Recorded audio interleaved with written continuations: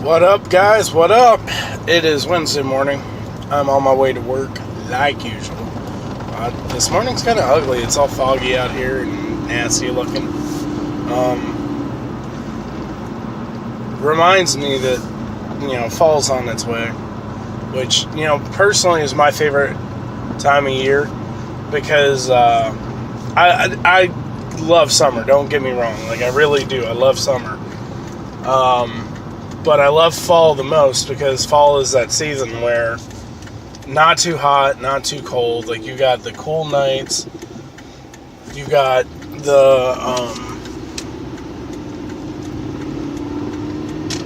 coolish day, but it's not like cold.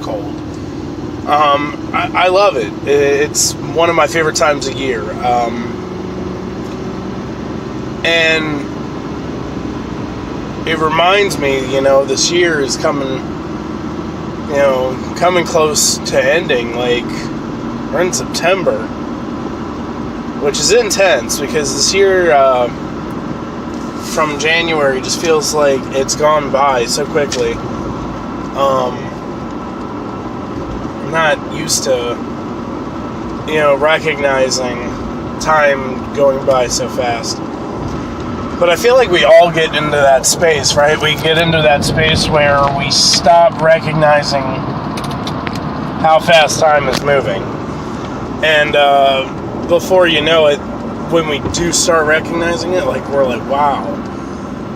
Like, it's gone by, and it's gone by fast. And that's kind of where I'm at this morning. Like, I know I keep acting real bent up over the fact that my youngest daughter started kindergarten, but it's really crazy to me, and the reason why is because the 5 years, since her birth, they've gone by so quick, and it just reminds me, that, like, we all have to make sure that we keep our eye on the prize. Whatever our end game looks like, right? The thing that I keep circling around to about how, we need to make sure we stay on top of our end game because that's what we need to keep laser focus on. And everything we do needs to work towards that end. It just reminds me that, my end game is a little vague right now. I go to work and I kill it every day, and I know you guys do too, and, I raise my kids to the best of my ability, and I do all these things that I'm called to do, meant to do, supposed to do, whatever, however you want to designate that. And like, sometimes I just feel like I don't know what kind of end I'm working towards. And I know this is a little deep for a Wednesday morning, but every now and again I start kind of wondering, like, what is the end game going to look for me when I get to it? Like, what am I ultimately trying to achieve? And I think if I was to really boil my end game down, my end game is to ensure that my kids have the best chance in life that they have when they leave my house. And I think that's why I work so hard. I think that's why I strive so hard to get to certain levels and certain places, because I want my kids to have the best advantages that they can possibly have when it's time for them to go out on their own. And I know every parent kind of works towards that, but that's kind of my obsession. And I'll tell you why. My parents were amazing. I had really, really awesome parents that did the best that they could for me, and still do. Like, they bend over backwards for me if they can, and, like, they do everything for me that they can. But the problem is, my mom and dad never really planned.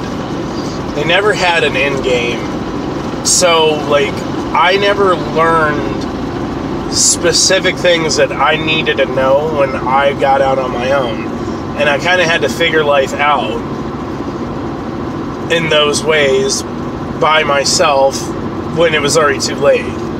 So my goal is to make sure that my kids don't go through that. Like, my kids understand, the dumb stuff like credit scores and how shady landlords can be and those things. All the way to the important stuff like, look, education is a really, really serious, very real thing that you need to have. And, no matter how many times you knock on the door and somebody tells you no, you keep knocking until you get a yes. Like, those are things that I didn't necessarily get from my parents. I learned that through just the natural cycle of life. I also learned that from my wrestling coach. He was a really big influence in my life. So, I think when I boil down my end game, that's what it comes down to. It comes down to making sure that, when my kids go out onto their own, they have the best possible chances known to man to succeed and be the best person that they can be. Because that's what we all want for our kids, right? I don't know. It's a Wednesday. I'm about to go into work, see what I can do. I got a lot of work to get done this week. And because of the holiday, I'm missing a day out of the week. So I might have been a little overzealous about some of my goals. I don't know, we'll see.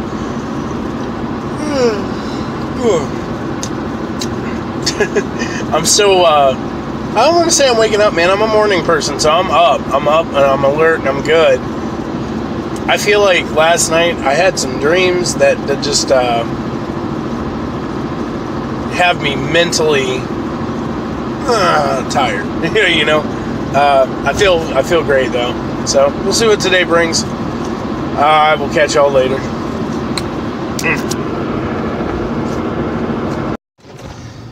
What up, what up, what up? It is Thursday. Man, I have to be honest here, right? So, hold on a second. There. This week is going by like super fast. I didn't realize like losing Monday was going to be so ridiculous, but this week is like flying by, like super fast. I don't know why, outside of the fact that I lost Monday. Maybe that's just it. But man, like, I'm getting stuff done. Like, things are happening. It's just not happening at the pace I want them to happen at, and it feels like I just don't have enough time. And I know a lot of us run into that situation, like, we just don't have enough time. And the problem with that concept is because of unforeseen situations that place us into that place of not having enough time. I watched this TED Talk a while back. I don't know, maybe like a couple weeks ago. And I forget who the speaker was, but she was basically talking about how, when something critical happens in your life, you tend to make time for those critical things. And yet, we talk about other things that we don't have time for.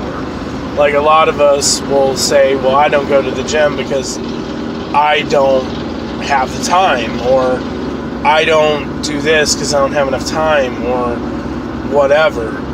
And she brought up like she used this as an example, and I'm going to use kind of the same thing because I feel like it's the best depiction of how much crap that really is.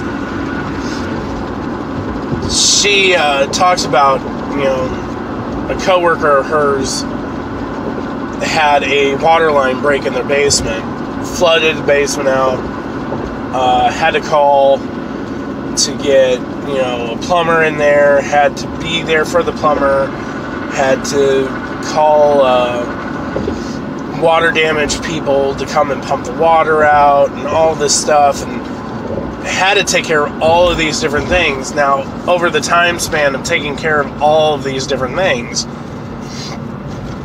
she recorded the time that she was using to do this, like to take care of the plumber, to take care of the water damage, to not be at work or not deal with other situations going on in her life at the moment of this particular emergency, this thing that had to be taken care of. And she found that she spent a total over the week 7 hours orchestrating a plumber, orchestrating the water damage control, being there so the water could get pumped out of the basement, all that stuff, right? And so when you think about that in reality, like you take the fact that she spent 7 hours in the situation that had to be handled, then that means she found 1 hour per day throughout the entire week. Like if you spread that time out, of course, she found 1 hour every day of the week to dedicate to this situation. And the reason why she was able to find the time to do so is because she had to. Like, it had to be taken care of. It's stuff that had to be done. And then this is when she throws this, it was a priority. Like, you get where I'm going with this. Because, like, once the speaker said that, I was like, wow. It was a priority. It had to be handled. So, even though, we make these excuses that we don't have enough time, it's really not that we don't have time. It's that what we're wanting to do isn't a priority. So it kind of falls backwards on the list. And so we don't have time to do it because we have other things that need to be done instead that are a priority. So it's not really a matter of do we have, time. It's more of a matter of is it a priority? And then that's where I feel like things get really tricky because a lot of people don't know their priorities. A lot of people don't have their priorities in order. A lot of people prioritize really, really off. And I feel like that's why you got to sit down every week and you need to take time. And I've been failing at this myself, and I'm going to start getting back into it because I started to do it and it started to work for me, and then I backed off of it. But you got to sit down at the beginning of the week, and I'm talking beginning. I'm talking like Sunday night or Monday early AM before your day starts or whatever that looks like for you. Before the week starts, sit down, pencil and paper. Pencil and paper. Pencil and paper. And the reason why I'm saying pencil and paper is because everybody's all hyped up about these phones, right? Like I'm using my phone to record this video right now. People use their phones for this app, that helps them manage life and da-da-da-da-da.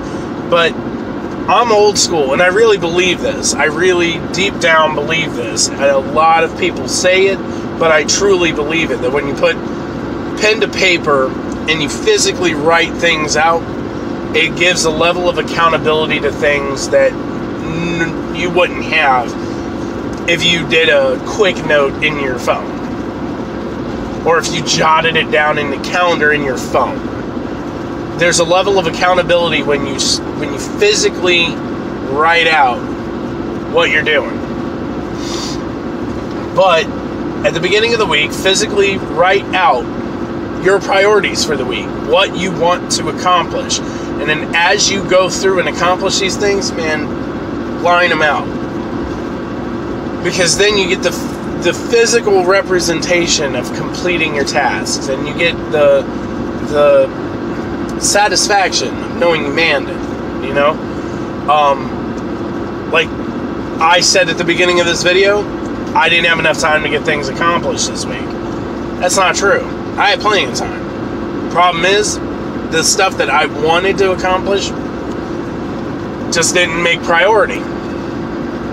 It didn't make priority. I had other things that had a higher level of priority over the things I wanted to get done, and so the things that got done were top priority. The things that did not were not top priority, and then that's where you start to have to just understand, like, okay, I didn't fail because I didn't get stuff done. I didn't fail. I had to change my priorities. No, and by all means, like, I'm not trying to follow this 2018, participation award mentality that is floating around these days. Everybody gets this award for trying. I'm not on that boat, not by a long shot. But I am, however, on this one. Okay? If you are accomplishing things, if you are working hard, if you are pushing yourself, and you are succeeding, maybe not in all aspects, but, if you did a ratio check and it was like 8 out of 10 or 7 out of 10, then I feel like you get to be able to pat yourself on the back a little bit and you're like, yeah, I kind of killed it. Not every day is going to be a 10 out of 10, and that's just reality. Reality is not every day is going to be a 10 out of 10. It's hard for me to accept that, because I want to be a 10 out of 10 guy. I want to be the guy that is home for his kids all the time, that goes to every single school function. Yet I also want to be the guy that goes to work and, like, freaking kills it and does his absolute best and pulls long hours if need be to make sure things go right.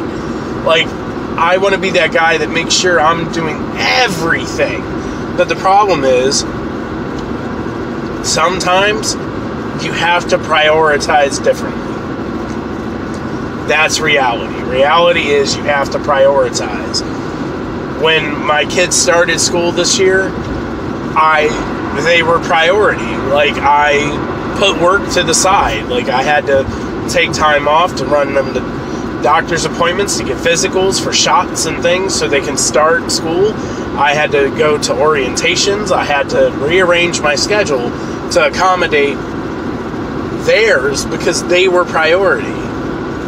Some days, work has to be the priority, and it sucks. I don't want work to be the priority, but sometimes work has to be the priority. And, that doesn't mean I love my kids less. That just means that I know well enough to know, as a man and as a father and an adult, that I have a responsibility to my employer to make sure things go the way they need to go, because that employer helps feed my family.